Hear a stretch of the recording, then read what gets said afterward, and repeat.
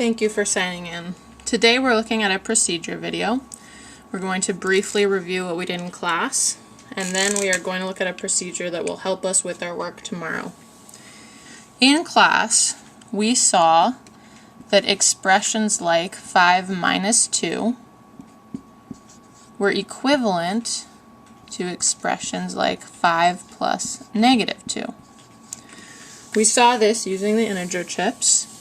We also saw that things like 5 minus negative 2 were equivalent to 5 plus 2. The conclusion that we draw from this is that subtraction and addition are very closely related, and we're going to use that fact to help us do subtraction.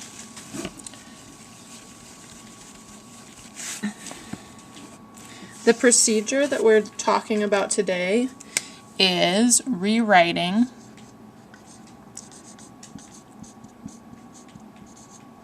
subtraction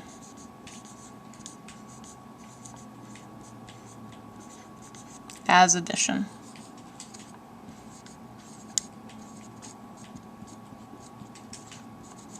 Now, the good thing about this is if we can rewrite subtraction as addition, we already know how to add things.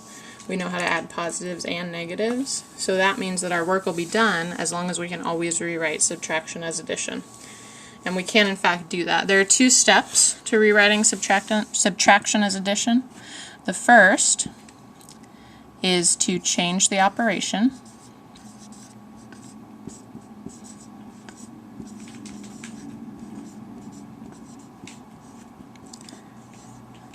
We're going to change that from a subtraction sign to an addition sign. And the second step is to change the second number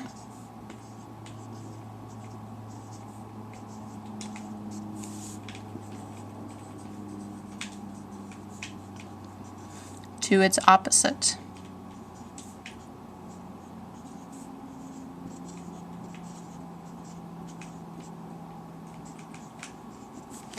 So we have two steps. Change the operation from subtraction to addition, and then change the second number to its opposite. I'm going to do a couple of examples.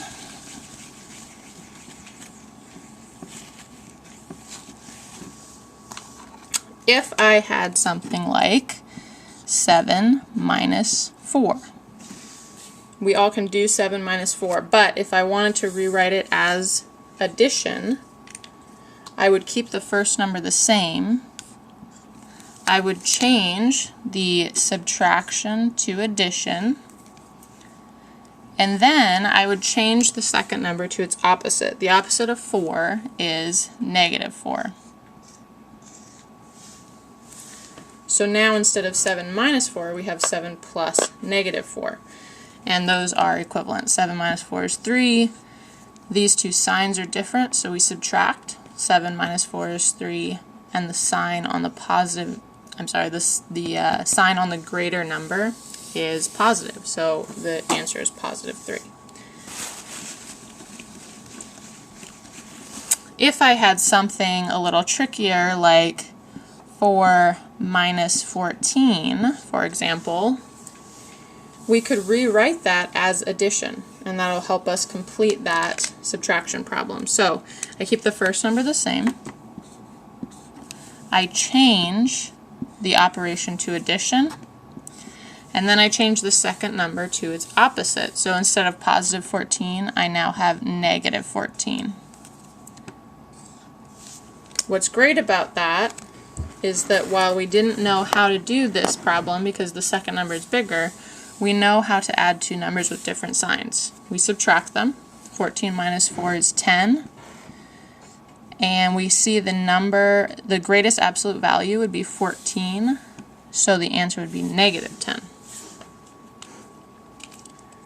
Finally, I'm going to do one more example.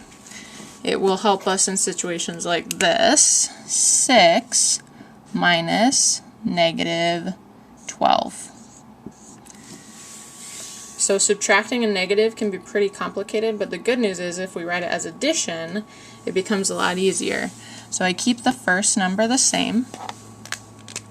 I change the subtraction to addition, and then I'm going to change the second number to its opposite. The opposite of negative 12 is positive 12. And now we have 6 plus 12, which equals 18. And that is a problem we can definitely do.